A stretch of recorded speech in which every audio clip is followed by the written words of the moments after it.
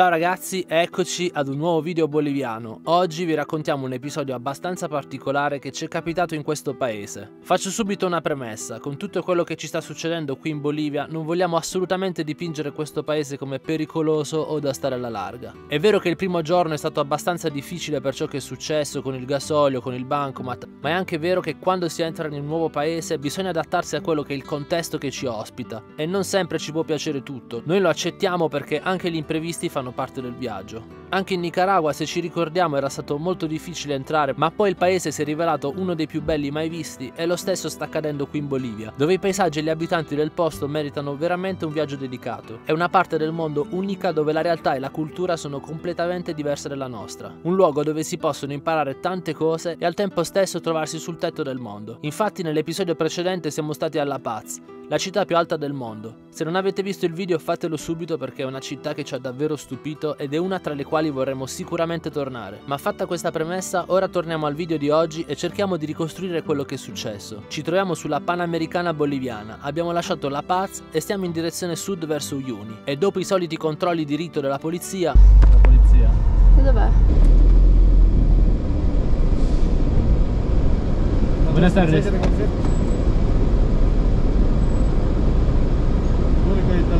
Sì.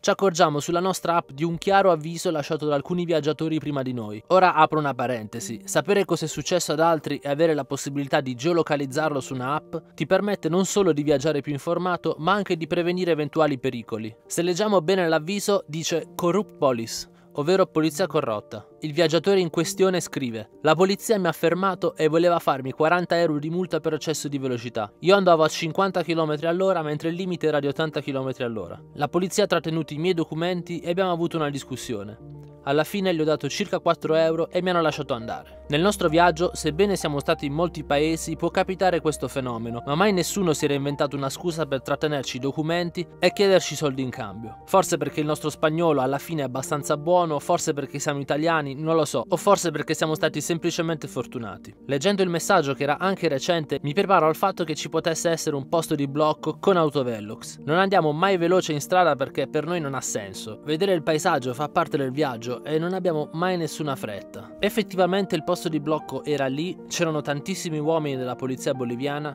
ma io ero tranquillo perché misurano la mia velocità ed ero sicuro di stare nei limiti. Adesso sentite cosa succede. Buenas tardes, señor conductor. Licencia de conducir, por favor. Claro. Baje velocidad. Declaración jurada. ¿Qué es la declaración jurada? El permiso, pues, con el vehículo. Ah, el tip. ¿Qué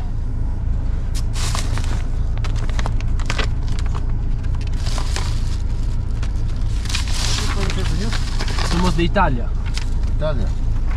¿Cuánto sale la velocidad máxima? Velocidad máxima en carretera. En Acá Italia. estamos a Italia. Ah. En la carretera extraurbana es de 110 km por hora. En la autopista es de 130 km por hora. En la carretera urbana 50 km por hora. Ya. In pratica l'agente di polizia mi ha appena chiesto quali sono i limiti sulle strade italiane e poi mi fa scendere dalla macchina. Conmigo? Con usted?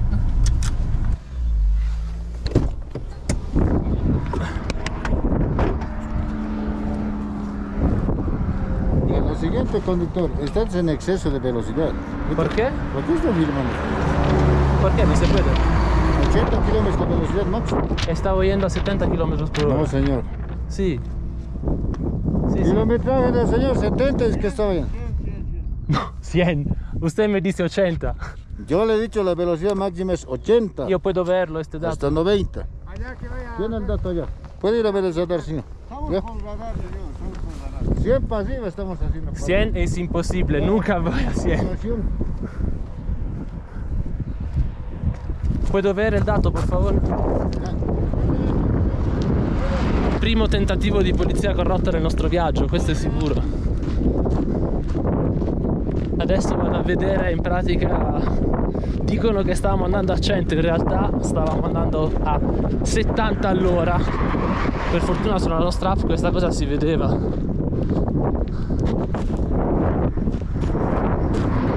Buenas tardes, nunca voy a 100 por hora.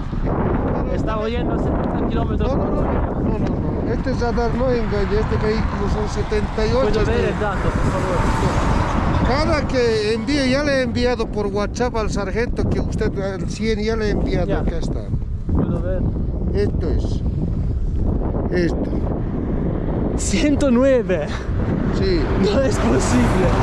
No, nunca llego con esta furgoneta a 109 kilómetros por Ya, hora. hermanazo, pero usted ha excedido, ¿ya? No. ¿Cómo le ¿Puedo explico? ver la data, por favor? Ya le he explicado. ¿Lo puedo ver otra vez? Escúcheme, señor, acá está este vehículo va, esto. No puede ser ¿Puedo parar. ver la foto Ya, otra vez? Cada kilómetro ahí tiene que fijar señalizaciones de ¿Puedo tránsito, ver la señor. foto otra vez, por favor? Por favor, no deje. No Pruebe moleste, por favor. Déjeme trabajar, señor. 611. ¿Ya? Ya, Déjeme trabajar, por favor. sí. Ya, déjeme trabajar, señor.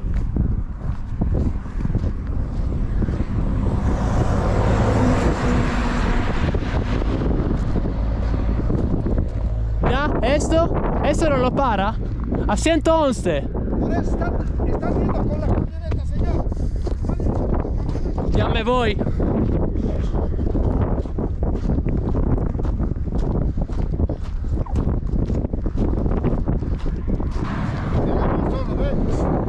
No es correcto.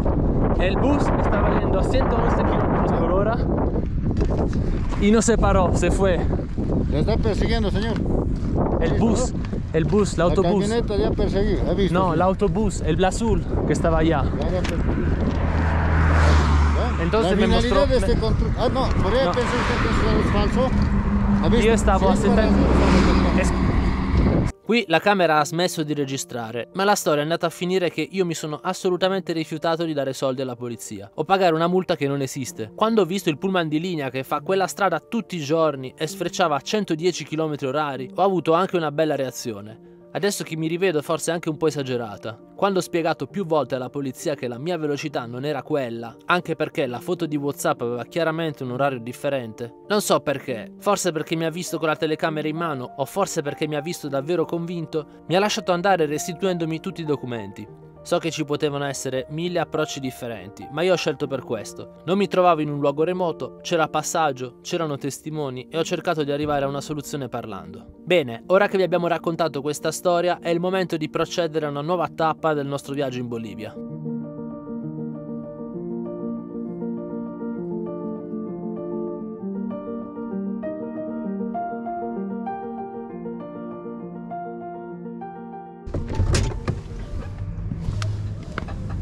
Queste sono le vie di Uyuni a 3800 metri sul livello del mare e questo è il parcheggio del nostro van, proprio dietro i militari, perché noi cerchiamo sempre un posto sicuro per dormire e poi qua non si sa mai. Stare vicino alle forze di polizia in questo caso aiuta.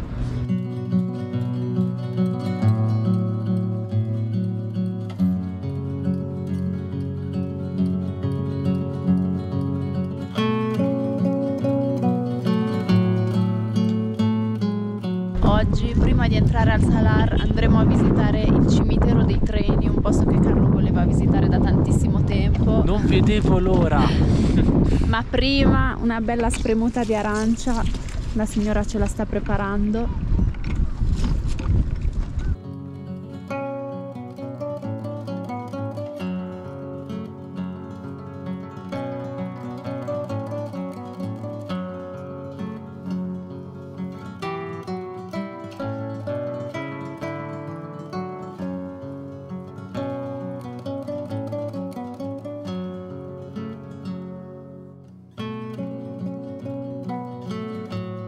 In questo momento vi sto parlando da una caldaia di una locomotiva di fine 800. Questo cimitero dei treni, famosissimo ad Uyuni e in tutto il mondo, è il cimitero ferroviario più grande del mondo. Conta più di 100 locomotive in stato di abbandono totale, che negli ultimi anni si è rivelata un'attrazione turistica incredibile. Infatti qui fuori ci sono tantissime persone e qualche uccellino ha fatto anche il nido.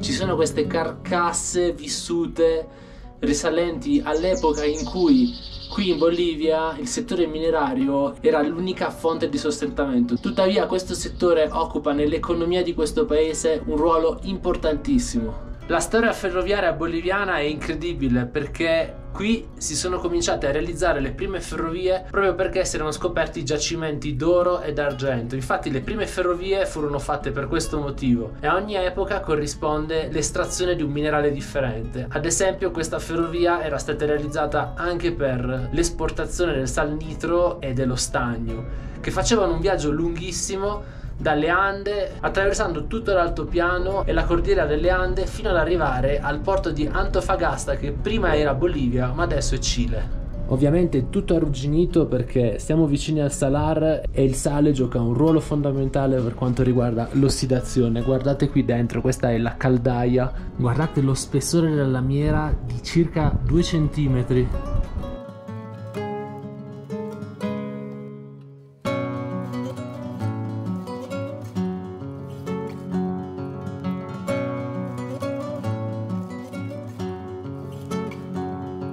Per quanto sia appassionato dei treni, la storia di questa ferrovia è davvero unica. Pensate allo sforzo di costruirla a fine 800 a 4000 metri e con i mezzi dell'epoca.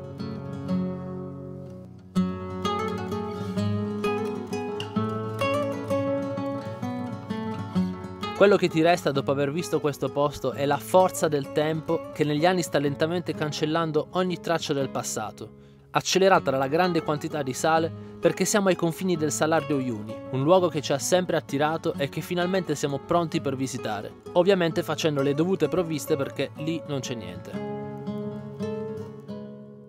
Siamo al mercato di Uyuni a fare la spesa. Qui ci sono delle zucche grandissime, adesso vediamo un po' cosa comprare. Il mercato è diviso in varie corsie e questa è la corsia delle verdure. No, se no friega. Y esto también. Sì, Sì, dos está bien, sì. Qui ci sono anche le patate secche. Son papas secas. Eso sí, deshidratada. Esa papa deshidratada. Ah, sono la misma.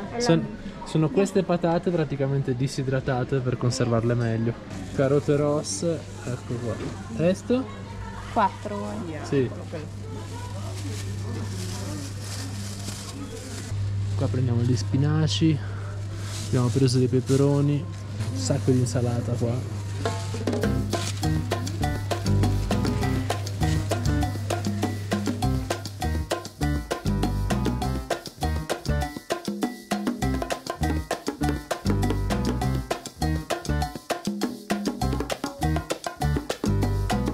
Allora abbiamo fatto la spesa di verdure, abbiamo preso un po' di tutto, abbiamo pagato sui 4 euro direi. Tutto questo sacchetto che peserà 7 kg. Tomate e queso solo.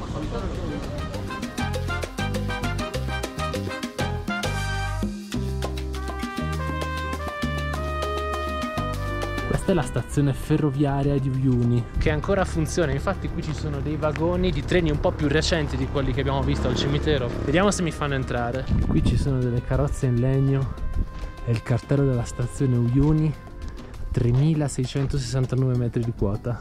Purtroppo non mi hanno fatto entrare, vabbè, rimarrà il ricordo. Ci stiamo preparando per andare al Salar de Uyuni, dove non ci sarà niente, né negozi né supermercati. Anche qua nella città purtroppo non abbiamo trovato molto, c'era un supermercatino abbastanza piccolo, però abbiamo preso qualcosa. Ecco qua la nostra spesa. Allora, vi faccio vedere cosa abbiamo preso. Un costosissimo olio extravergine d'olive di marca Cris, di provenienza penso spagnola. Provenienza dubbia. Argentina. Ah, beh, dai, allora. Poi abbiamo preso una birretta ai cristalli di sale del Salar de Uyuni, mozzarella boliviana, un salame della Casona. Boh, lo proveremo. Il parmigiano reggianito. Qua in Bolivia non si trova da nessuna Non parte, esiste. non c'è il grana o il parmigiano importato dall'Italia. Facciamo un annuncio. Ente grana padano o parmigiano reggiano, se ci ascolti esporta il parmigiano o il grana qui in Bolivia perché non esiste. Carta igienica in confezione da 2 che non può mai mancare. Poi abbiamo penultimo questa, cos'è? È una specie di Philadelphia alle erbe. In ultimo delle uova sfuse che si romperanno sicuramente con tutto lo sterrato che faremo. E basta. Siamo venuti dai nostri amici benzinai che non ci vogliono mai vendere il diesel per fare il pieno di acqua, almeno questa ce la danno, perché al Salar non ci sarà niente, quindi facciamo il pieno di acqua fino all'ultima goccia.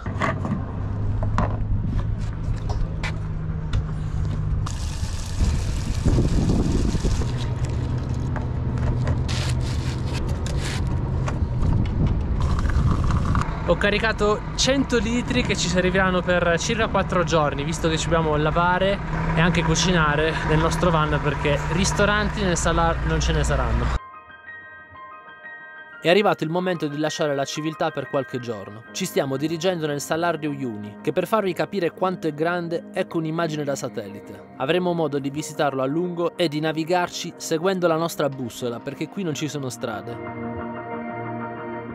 Abbiamo fatto tutto il necessario, adesso siamo pronti finalmente per andare nel Salar de Uyuni, che è la distesa di sale più alta e più grande del mondo. Vediamo un po' come la troviamo. Intanto fa caldissimo, ci siamo già arrostiti in faccia, è tutto estremamente piatto, sul fondo si vedono delle montagne. Adesso mancano 10 km e poi siamo arrivati all'entrata est del Salar, cioè il casello del pedaggio.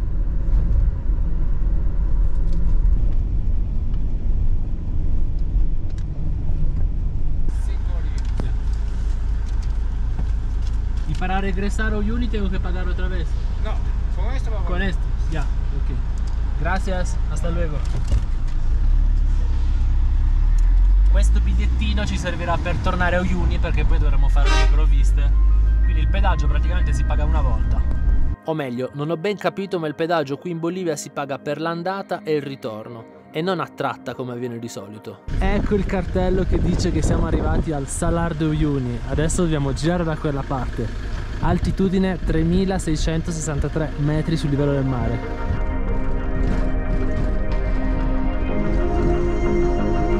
Ci siamo, stiamo entrando. Questo è il Salar de Uyuni.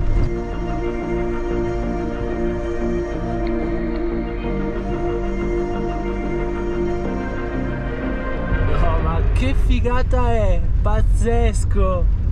Pazzesco! C'è sale ovunque! Sembra neve! Noi ci siamo messi gli occhiali da sole che io ho appena comprato, perché se si guarda troppo tempo ci si brucia gli occhi qui.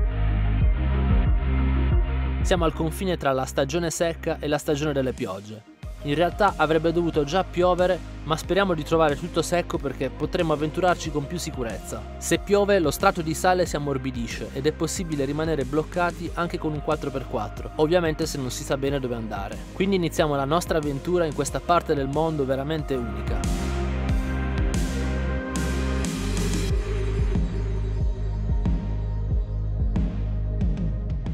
Ci siamo fermati un attimo per realizzare dove siamo.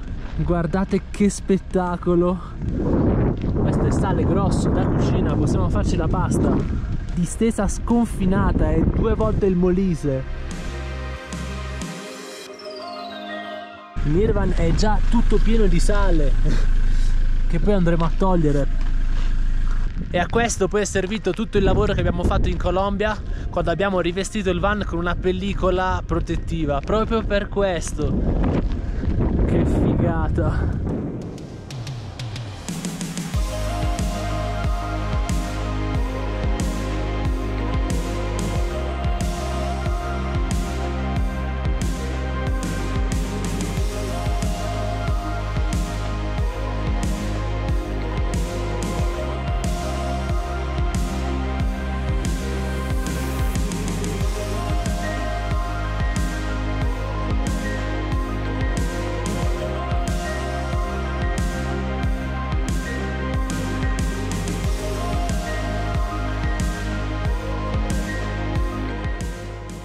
E qui praticamente si può andare ovunque, cioè è veramente facile. Nel Salar non c'è ancora tanta acqua, quindi possiamo fare qualunque strada. Qui c'è un pistone principale, ma si può andare praticamente in ogni direzione. Siamo arrivati nel primo punto di questo nostro viaggio nel Salar e siamo arrivati qui. In pratica c'è questo monumento che è stato fatto per la corsa di auto, la Dakar, e poi qua c'è un punto dove fanno le foto. Infatti ci sono un sacco di oggetti utili per fare queste foto molto particolari, perché qua, non essendoci confini, si possono fare foto con prospettive diverse. E qua infatti usano un po' di tutto per fare le foto, come le bottiglie, si può far finta di cadere nella bottiglia, ci sono i dinosauri. Infatti là ci sono dei ragazzi che stanno facendo delle foto. Se il business del Salar di Uyuni, chiunque ci venga qui deve fare queste foto. Lo shooting fotografico. Siamo arrivati in questo punto pieno di bandiere di tutto il mondo. Vediamo se trovo anche l'Italia. L'Italia la vedi? Ah, eccola là, un po' sbiadita. Mi sembra che sia un altare, potrebbe essere una sorta di chiesa a cielo aperto. Invece questo è un hotel tutto fatto di sale e qua si vedono tutti i viaggiatori che sono passati. È pienissimo di stickers. Noi siamo gli unici senza stickers.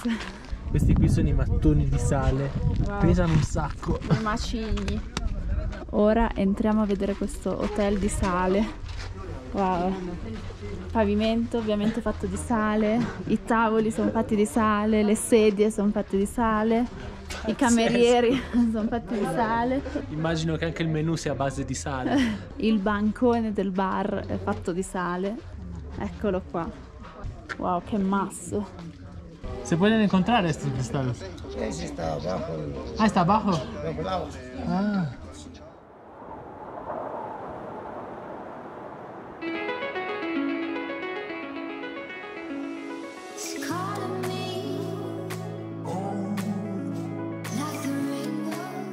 Questo posto è incredibile, sembra di essere su un altro pianeta. Non avevamo mai visto nulla di simile. Sembrava di entrare in un'altra dimensione dove lentamente tutti gli elementi visibili si allontanano per fare spazio al nulla e ovviamente al sale.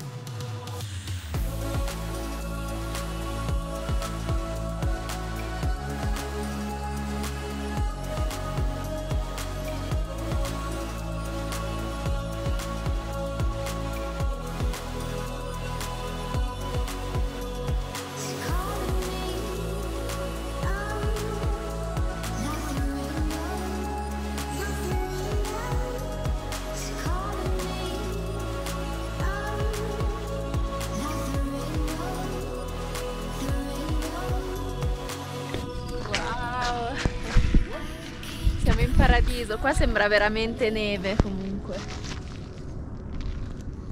perché il sale è un po' bagnato e sembra di essere su un altro pianeta veramente. Siamo andati a vedere questi specchi, si chiamano, che in pratica è la parte del Salar dove c'è acqua adesso, ed è bellissimo perché si crea una superficie riflettente dove le nuvole si rispecchiano. Ovviamente bisogna stare attenti a non sprofondare, però abbiamo seguito le auto, i fuoristrada dei tour che ci sono qui. Se si riesce a vedere dalla camera è praticamente tutto pieno di jeep fuoristrada che stanno facendo il tour. Adesso c'è un oceano di posti dove mettersi con il van, quindi noi adesso penso che ci fermeremo qui per la notte. C'è un tramonto pazzesco. Speriamo vi sia piaciuto questo video e dimentichiamo un po' quello che è successo con la polizia e noi ci vediamo presto.